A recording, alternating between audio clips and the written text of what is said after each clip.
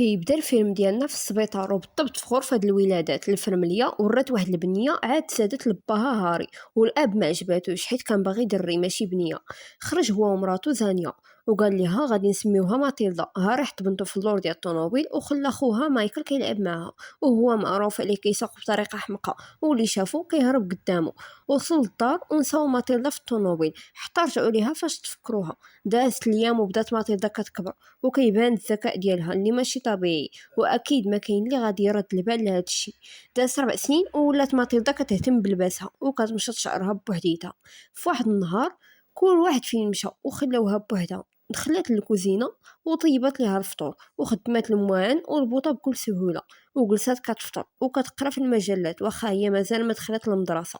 في الليل كانوا كيتفرجوا وهي جات عند باها وقالت ليه يشري ليها كتاب، فجاوبها انت مازال صغيره على القرايه، وقال لها تجلس تفرج معاهم وتسكت. وهنا عاد عرفات الفرق التفكير بينها وبينهم. لغت ليه خلاتهم حتى خرجوا ومشات للمكتبه، شافتها السيده اللي مكلفه واستغربت كيفاش بنت صغيره جايه بوحديتها، ولكن غير هضرات معها عرفات هذيك وقافزه وقبلات تخلي ليها الكتوبه باش تقرا فيهم.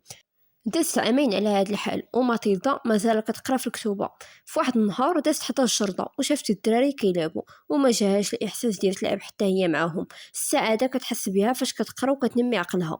في الليل دخل عليها باها وسولها على الكتوبه وقال لها راه مازال صغيره على القرايه، فجاوباتو بلي خاصها يدخلها المدرسه حيت ولات عندها 6 سنين ونص. هو ما طاقش بها وداها عند ماماها وسولها، وهي براسها ما عرفاش العمر ديال بنتها، وقالت ليه يلا عندها 4 سنين ونص. ما تقدر تقلقات بزاف حيت الحلم ديالها تدخل المدرسه. في واحد النهار دخل باها هاري فرحان بزاف حيت جمع فلوس صحيحه من الطوموبيلات القدام اللي كيبيع، وقال لخوها مايكل يحسب ليه الربح اللي دخل. ماتيلدا سبقاتو حسبات دغيا وهاري ما طيقهاش وقال شفتي الرقم الورقه اللي في يدي. خداها لبيتها وسد عليها. في الصباح فاقت بكري قبل منهم وحطات واحد الماده كتفتح اللون ديال الشعر في الزيت اللي كيستعملوه باها. وفاش داروا على الشعر في البلاصه تلون شافت مرتو وتخلعت، وهكا ماتيلدا حست بالنصر وقدرات تضحك. هاري اضطر يلبس الطربوش وخرج هو وزانيا ومايكل وماتيلدا. فاش ركبوا في الطوموبيل حط في اللور البياس ديال الطوموبيلات مزور، وهنا كنشوفوا جوج ديال البوليس كانوا حاضيينه. وفاش وصلوا للبلاصه ديال خدمته بدا كيوري ليهم كيفاش كيركب هذوك البياسات للطوموبيلات وكيبيعوهم غاليين. ماتيلدا ما عجبهاش هذا الشيء وقالت ليه هذا الشيء اللي كدير كيخالف القانون. هاري تعصب عليها وقال لها انت مازال صغيره وما خاصكيش تعترضي على شي حاجه كيديرها. تقلقات بزاف وما بان ليها غير واحد اللصقه دازها ليه في طربوشو من الداخل. في هاد اللحظه جات امهم وعرضت عليهم الغدا. هاري دار الطربوش ومشى، وفاش وصلوا هي يحيدو وما بغاش. بدات زانيا كتحيدو بجهدها كله حتى داروا الفوضى في المطعم وطيحوا الماكله كلها، وماتيلدا جالسه كتاكل وفرحانه. في الليل كانوا جالسين كيتفرجوا كما العاده. هاري قال لمايكل يطفي الضو، وفاش طفاه بقات ماتيلدا مركزه في الكتاب ديالها. هذا الشيء عصب بها بزاف، فخدا منها الكتاب وبدا كيقطع فيه وجد لها راسها باش تفرج معاهم بسس في التلفازه. في هذه اللحظه ماتيلدا بقات كتشوف التلفازه وهي معصبه وغضبانه حتى هرساتها وكلهم ما فهموا والو. في واحد النهار هاري كان في الخدمه وجات عنده المديره ديال واحد المدرسه سميتها اغاتا باش تشري من عنده طوموبيل، وباش يخليها تشريه قال لها غادي نقص لك من الثمن وفي المقابل دخلي بنتي المدرسه. وهي اكيد قبلات. فاش مشى وقالها لماتيلدا فرحت بزاف وعنقاتو وبدات كتخيل الشكل ديال مدرستها وكتحلم كيفاش غادي تبدا فيها رغد ليه. فاقت وهي كلها حماس ونشاط. وفاش وصلوها للمدرسه كتفاجئ بالشكل ديالها اللي كانت دايره بحال شي مبنى قديم ومهجور. وشافت اغاتا اللي كانت كبيره بزاف وكتخلع. تعرفات على جوج بنات لافريندر وهورت، وقالوا ليها هاد المديره كانت بطله في رمي الروح وهي عصبيه وما كتبغيش شي حد من الكلام ديال كل حلوه. شويه شافوها قربات من واحد البنت سميتها اماندا. تعصبات عليها حيت دايره الضفيرات، وماتيلدا مازال مصدومه من داكشي اللي شافت. دخلوا للقسم الاستاذه هاني وعرفاتهم على ماتيلدا تلميذه جديده وقالت لهم يعاملوها زوين والا بغات شي حاجه يعاونوها. ماتيلدا ارتاحت بزاف لهاني وحست بها ظريفه. الاستاذه قالت لها بلي غادي يبداو يديروا مراجعه لداكشي اللي داروا، والا عرفات الجواب تهز يديها. بدات معهم بجدول الضرب وكان القسم كله حافظه وبغات تشد فيهم وعطاتهم رقم كبير وقالت لهم يديروا الضرب ديالو غير بالضحك. ولكن ماتيلدا في ثواني جاوبات هاني شافت فيها باستغراب وتأكدت من الإجابة فلقتها صحيحة وسولتها كيفاش جات ليها. ماتيلدا قالت لها بلي كيعجبها القراءة والمطالعة وقرات كاع الكتوبات الرياضيات اللي في المكتبة. هاني فرحات بها بزاف ومشات قالت للمديرة بلي ماتيلدا تلميذة عبقرية وخاصها تنقلها لقسم أعلى.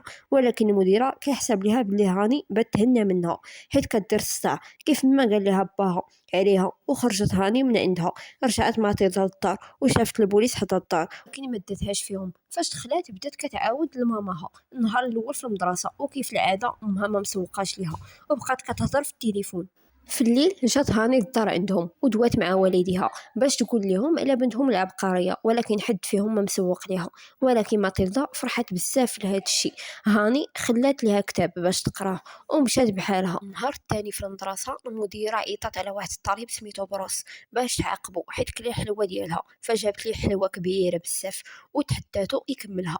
بدا كياكل فيها حتى شبع وما قدرش يكمل. فوقفات ماتيلدا والدراري وبداو كيشجعوا فيه حتى قدر يكملها وكلهم فرحوا. المديرة تعصبات منهم وقالت لهم عندكم 5 تسوايع زايدة في المدرسة كعقوبة. ماتيلدا رجعات للدار معطلة ولقات هذوك البوليس مازال حاضين الدار فمشات قالتها لباها ولكن ما طاقش فيها وقال لها غير كتخيلي انت الغد ليه كنشوفوا ماتيلدا وصحابها في واحد الغابة كيلعبوا ويصيدوا واحد الحيوان سميتو السمندر المائي. وصلت المديرة وبدات كتغوت على ماتيلدا حيت باها باع ليها طوموبيله خاسره. وقبل ما تدخل عليهم من القسم بداو الدراري كيدرقوا الاعمال الفنيه ديالهم والزواق اللي كانوا دايرينه. والاستاذه فتحت الضفيره للبنات دخلت عليهم المديره للقسم ولا فيندر حطات الماء اللي خباو فيه السمندر المائي. وفاش الاستاذه لاحظت باللي ماتيلدا ما كايناش سولات لافيندر عليها غير بالاشارات فقالت لها بلي المدير عاقبتها. مشات هاني كتقلب عليها حتى لقاتها ورجعتها للقسم. اغاتا طلبات من اماندا باش تهجى ليها واحد الكلمه واماندا بدات كتهجى فيها باللحن. وهذا الشيء ما عجبش المديره وغوتات عليهم ومشات باش تشرب وما لاحظتش السمندر والدراري كيضحكوا. وفاش شافتو تخلعات شافت في ماتيلدا وقالت لها بلي انت اللي درتي هذا الشيء. فجاوبتها ماتيلدا بلي ما درت والو وحيد نماطها تعصبات وبقات كتشوف في الكاس حتى قدرت طيحو. وطار من السمندر على المديره اللي تخلعات منه بزاف وبداو الدراري كيضحكوا عليها. وهنا ماتيلدا عرفت بلي عندها قوه خارقه. المديره بدات كتهدد فيهم باش ما يديروش الصداع عاوتاني ومشات لافيندر شكرات ماتيلدا حيت ما قالتش ليها بلي هي اللي حطت السمندر في الماء. ماتيلدا مشات عند هاني حيت كتثق فيها وقالت لها راه انا اللي حركت الكاس قبيله. وحاولت تاكد ليها هضرتها وبغات تعاود تحركه ولكن ما قدراتش. فاش خرجوا هاني خدات معها ماتيلدا وهما في الطريق دازوا على الدار ديال المديره. شافت فيها ماتيلدا الزعلوله استغربات حيت المديره ما كتبغيش الدراري الصغار واللعب ديالهم. هاني بدات كتعاود ليها على القصه ديالها وقالت لها بلي امها ماتت ملي كانت عندها 5 سنين وباها جاب ليها خالتها اللي هي اغاتا المديره وما كانتش كتعامل معاها زوين وكتخلعها. ومن بعد مده با حتى هو مات وغير كبرت شويه خرجت وكرات واحد الكوخ صغير في المنطقه باش تبعد من خالتها المديره. وقالت لها واحد النهار غادي يجي اللي غادي يعرف القيمه ديال الذكاء ديالك وتعيشي فرحانه. وجلسوا يشربوا العصير وزادت قالت لها بلي خالتها ما خلاتهاش تهز شي حاجه من دارهم حتى من اللعب ديالها وتصورها مع والديها ما خداتهمش. ماتيلدا قالت لها بلي خاصك تمشي تجيبي حوايجك من تما. وهاني تحمست وعجباتها الفكره. مشاو للدار وشافوا اغاتا كتدرب على رمي الرمح. شويه خدات طوموبيلتها ومشات. دخلوا هما للدار وشافت الصندوقه اللي كانت كيحط ليها فيها باها الشكلاط وما كانتش كتخليها خالتها تاكل منها. وبكثرة الخلعة ما سداتش الصندوقة مزيان وطلعوا للفوق. وهما كيقلبوا سمعوا اغاتا جات وكتغوت على هاري على ود الطوموبيل. وشويه شافت الصندوقه مفتوحه وعرفات بلي شي حد في دارها. هاني قالت لماتيلدا تخرج من الباب الكوزينه وهي غادي تلاقي خالتها اغاتا. كانت قربت تلقى ماتيلدا وفي البلاصه هاني دارت صوت مجهد ومشات ليها خالتها. مشات ماتيلدا الكوزينه وما قدرتش تفتح الباب وفي اللحظه الاخيره قدرات هاني تنقذ الموقف وهربوا من تما. قلبات عليهم اغاتا حتى عيات ولكن ما لقات والو. رجعت ماتيلدا للدار وشافت ماماها جالسه مع دوك الجوج البوليس وعند بالها بلي هادوك الرجال اللي كيديروا الاشهار المنتجات. وصل هاري وتعصب عليها وقال لها انتي كتهتم بالضيوف اكثر مني وجرى عليهم ودار لماتيلدا وبدا كيتعصب عليها وهي تعصبات كتر منه وزدات عليه الباب بلا ما تقيسو. وهنا عرفت بلي قوتها كتعتمد على الغضب ديالها، ومن تما وهي كتدرب على قوتها وكتفكر هضرة باباها اللي ديما كيعايرها. بدات كتحرك المعلقه وتوكل راسها بلا ما تقيس شي حاجه، وبقات حتى دربات مزيان ولات قادره تحرك اي حاجه في الدار بلا ما تقيسها. بدات كتلعب وهي فرحانه. شويه شافت البوليسي دخلوا للكراج ديال باها اللي كانوا حاطين فيه الكاميرا ديال المراقبه، وقالت لهم ما عندكمش الحق تقلبوا ولا دخلوا بلا اذن تفتيش. وهما سايهين قدرت تحرك طوموبيلتهم وغير شافوها مشاو يوقفوها، وهي قدرت تاخذ الفيديو اللي سجلت الكاميرا ورماتو. في الليل قررت تمشي لدار اغاتا باش تجيب اللعبه ديال هاني وتفرحها. طلعت من الشجر وقدرت توصل للبيت، فتحات الشرجم وبقوتها وخرجات اللعبه. وفاش كانت هابطه الشريط ديال شعرها وحل في الشجره بلا ما ترد البال. وهي هابطه شافت اغاتا كتدرب في الدار، فبدات كتحرك في الخيوطه ديال الضو وكتحرك في العقارب ديال الساعه. اغاتا بدات كتخلع وماتيلدا طيحات تصويتها وعلقات الصوره ديال بابا ينهاري في بلاصتها وخلاتها تفكر بلي شنو اللي كيدير هكا. اغاتا تخلعات وخرجات كتجري من دارها، ولكن طاح في يديها الشريط ديال الشعر ديال ماتيلدا وعرفات بلي شي حد دخل دارها. الغد ليه ماتيلدا عطات لهاني اللعبه ديالها وفرحات بها بزاف. شويه جات عندها المديره وقالت لها غادي نجي عندكم للقسم اليوم. بداو كيدرخوا اي حاجه ملونه، وهنا ماتيلدا حركات البريق ديال الماء وقدرت تهزو، وهاني عاد اكدت من نظرتها ومن قوتها. فاش جات المديره وقفاتهم كاملين وبدات كتسولهم على مولات الشريط ديال الشعر. ماتيلدا خدمات قوتها وبدات كتكتب في السبوره بعينيها رساله لاغاتا بحال رساله من الشبح ديال باي نهاري اللي قال لها ترجع الدار لبنته وتمشي هي تخوي المدينه. شويه بدات كتضرب فيها بالممسحات حتى طاحت وغير فاقت مشات هربانه وخرجت من المدينه كامله. وهنا مشات هاني وماتيلدا يحتفلوا بهذا الشيء اللي داروا.